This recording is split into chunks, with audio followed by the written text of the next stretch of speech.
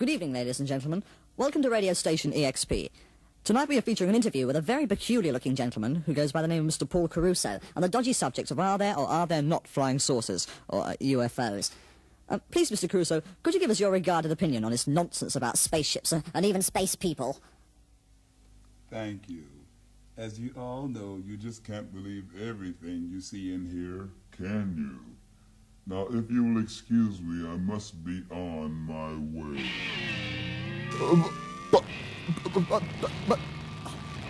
I don't believe it.